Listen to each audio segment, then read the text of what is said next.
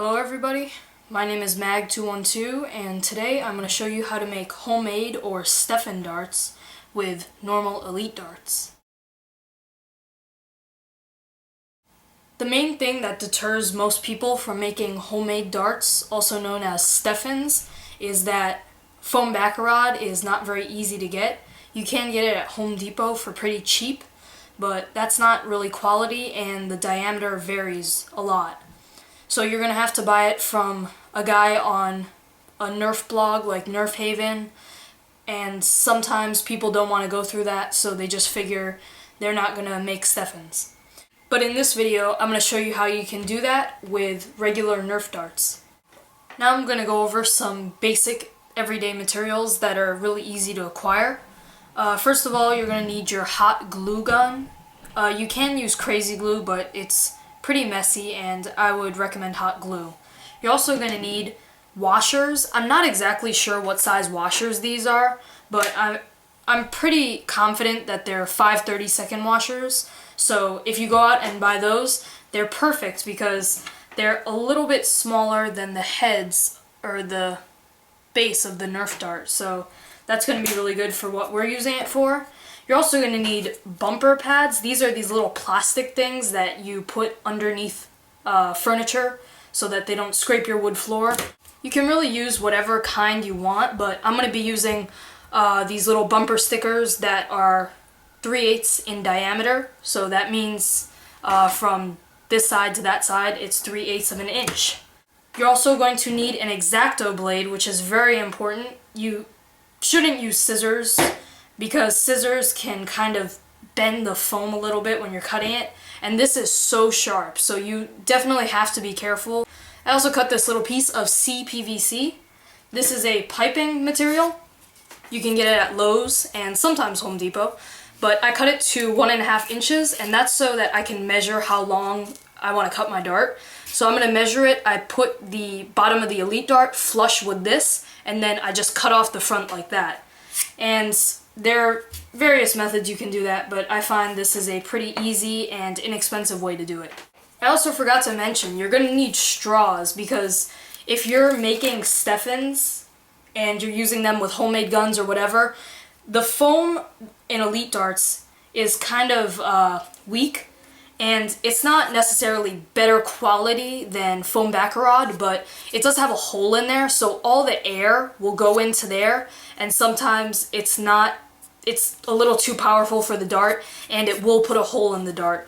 So to prevent that, we're going to be taking a straw, and these are the only kinds of straws I could find that fit, but they fit inside the Nerf dart like that. They're a little bit loose, but they are very secure and they won't fall out. It's also very easy to cut the straw with scissors, so that's why I'm going to be using scissors. Okay, now let's get into this. I'm going to take my elite dart and push it in this piece of CPVC so it's flush, and then take your X-Acto blade and just kind of slice through it like that. You don't want to cut like you're cutting steak or something like that, because then you get kind of ridges and it just looks bad and it may affect how your dart flies.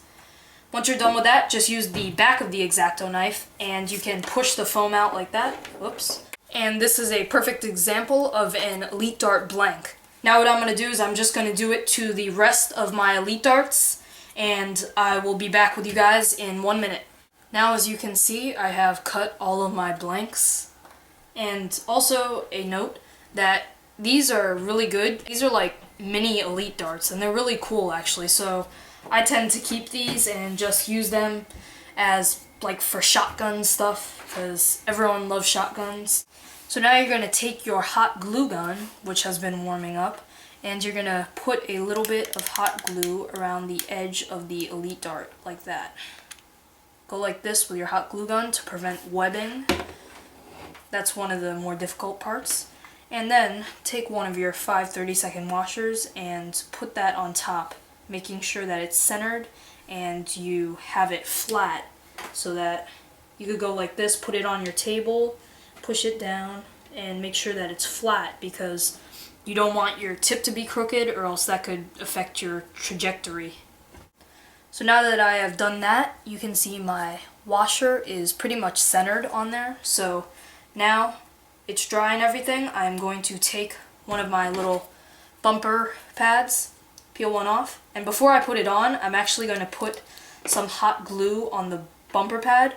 You don't want to put a lot because you don't want overflow, because that never looks good. So just put a little dot and go like that. Then take your little pad and place it on centered and push down until you think it looks just about level. Look at it from all angles just so that you can be sure. And this is what your dart looks like afterwards. And it should stand up very straight like that. If it does and you're satisfied with everything, that means you have made a good dart. Now that you've got your dart, you just need to take a straw to reinforce it. Stick the straw in all the way and mark it with your finger, then pull it out.